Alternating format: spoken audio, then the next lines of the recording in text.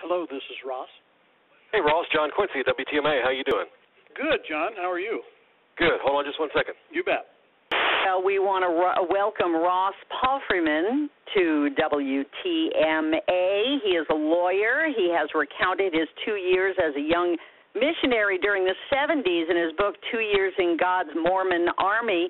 Ross, welcome to the program. Thank you. I'm glad to be here.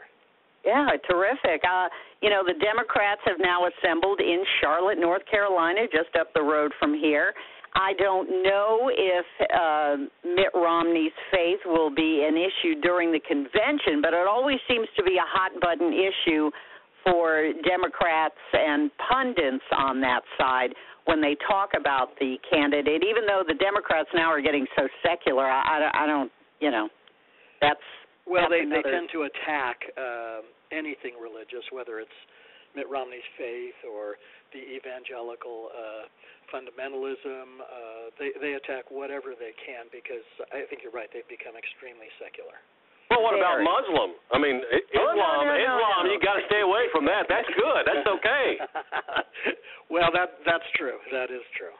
That seems to be the way they operate. Should Mitt Romney's faith even be in this discussion when people are saying, I want to work, I want a full-time job that pays a livable wage, I want the economy to improve?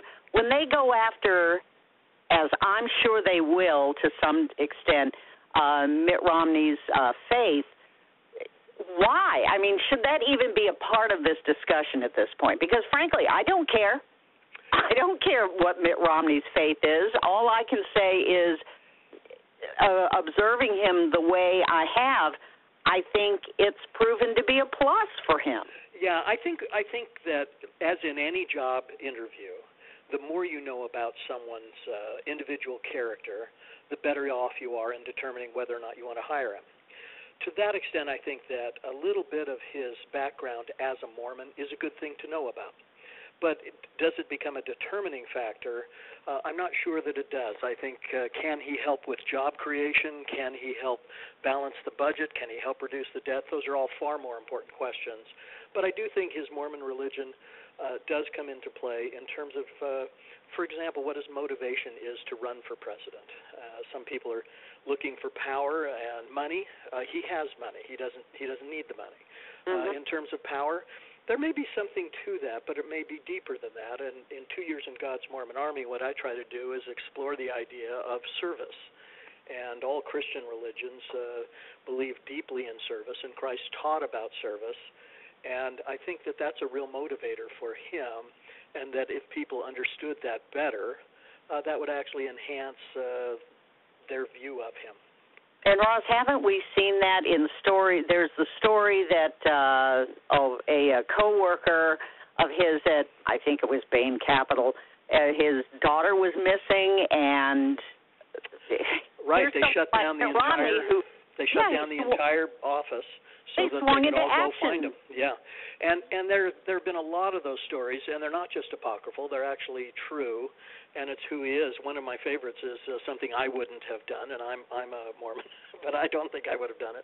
But he had a neighbor who was having problems with a hornet's nest in the house, and the neighbor tried to get it taken out himself. He couldn't do it. He injured himself. And so they called Mitt Romney, who had a church position of being his home teacher, which means trying to look out for him. And Mitt Romney shows up with a ladder and a beekeeping suit, kind of a homemade deal. And he took the hornet's nest out himself. Now, people who are rich may have just hired somebody to do it for him, or they may have just ignored it as none of their business. But he took the time to take care of his neighbor. And you don't hear a TV commercial about that. You don't hear it on the radio. He just did what he thought was the right thing to do. And aren't we all kind of, I think in younger grades, at least when I was a kid, it was, a lot of stories were about, they were disguised as kind of, okay, here's what you're supposed to do in life, help people. Right. That was the message that I got when I was in school, when I went to, CCD, Catholic Sunday School. It was always the idea of, when you can lend a hand, do it. Right, and I think with the reason that I think 2 years in God's Mormon Army is appropriate for these times is that that's exactly what happens. These 19 to 21-year-olds go out, serve a mission, which means they just place their life in the hands of the church and their God, and they try to help other people. For a 2-year period, they don't think about themselves at all. And I think if people understood that that's what this rich guy, that everyone says he's a rich guy, he lived like anybody. He followed all the rules. He limited what he could spend and what he could do during this 2-year period. And he was willing to just help other people.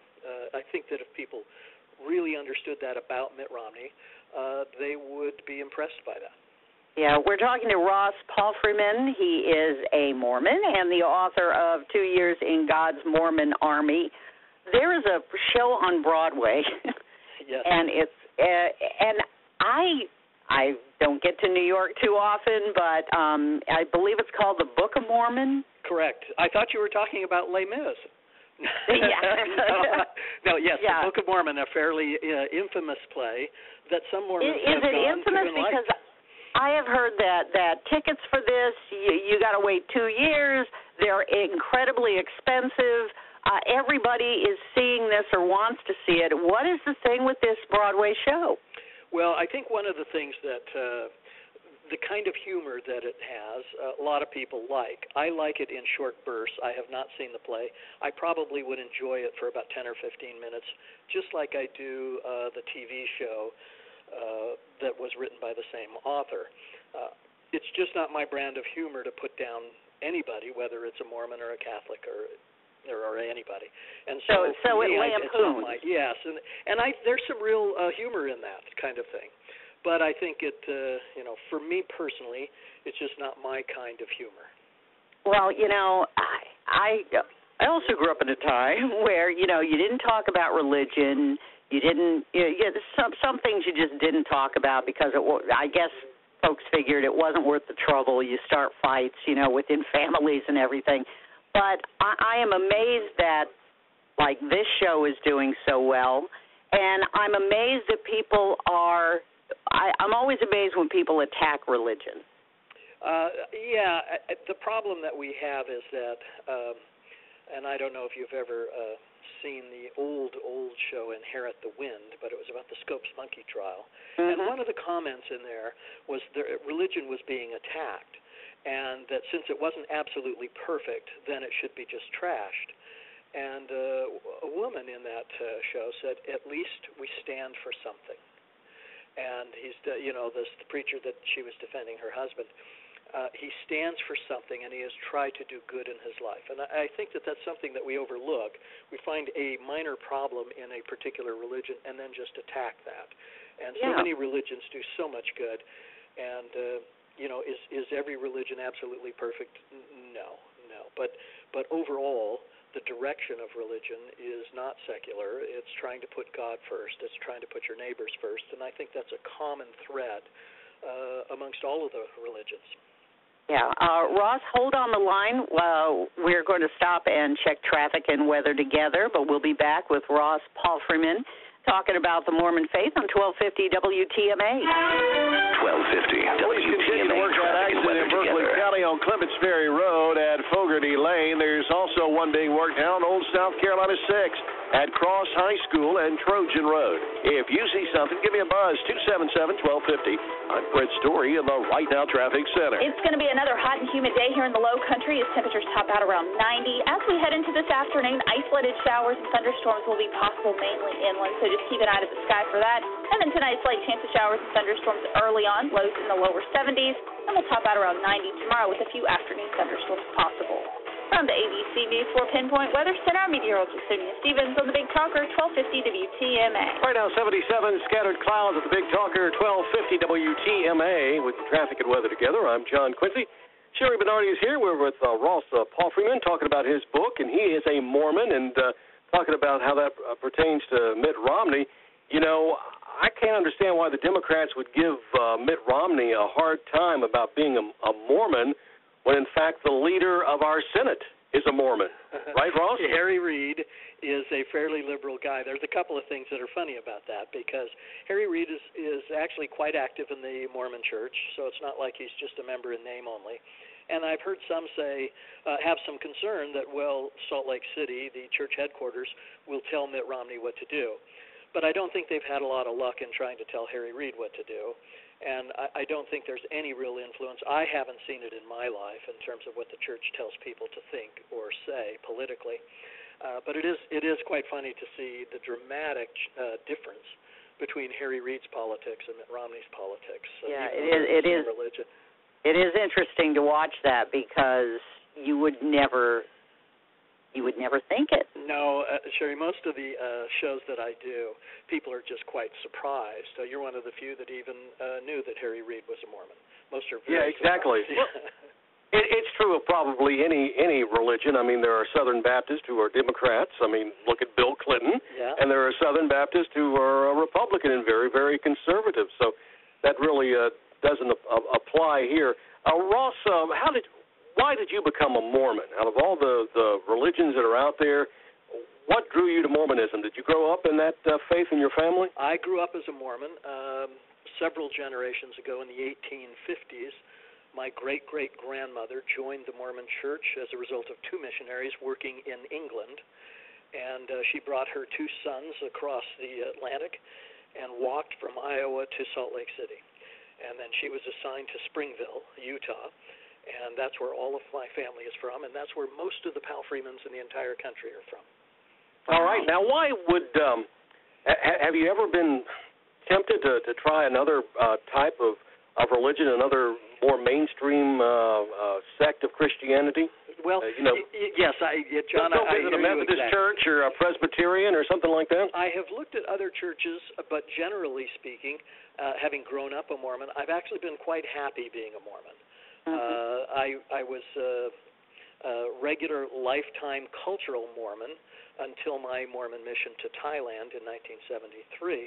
And then I had to actually confront my own beliefs as a missionary because I was teaching other people what a great deal it was, and I had to really decide for myself, is this what I want to continue doing?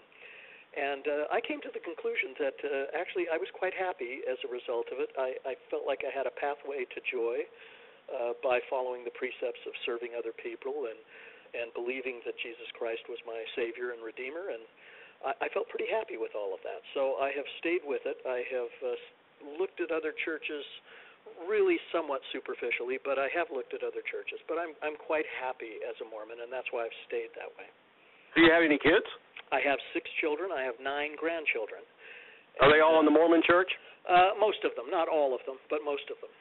The ones that aren't in the Mormon Church, have they decided to go to another church, or they just decided that religion was not for them? Yeah, they've become somewhat agnostic, although one daughter who has a couple of kids has realized that religion for her kids is really important, and she's been looking around at some religions. Lutheranism is one, and she's in Texas. But I think she says culturally, Dad, I just will always be a Mormon.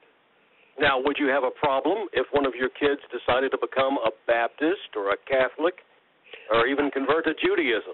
You know, for me, yes, I would think about it. I don't know that I would call it a problem. I would be concerned. But if it was a pathway for them to get to God and get closer to God, then they could get through the Mormon Church, then I would be happy about that. You know, a lot of Christian denominations think that Mormonism is a cult. How does Mormonism feel about the other Christian religions that are, for want of a better term, mainstream? Yeah, I think there's been an evolution in that regard. I think Mormons, like everyone else, believes that their religion is a more direct route, a better route to God.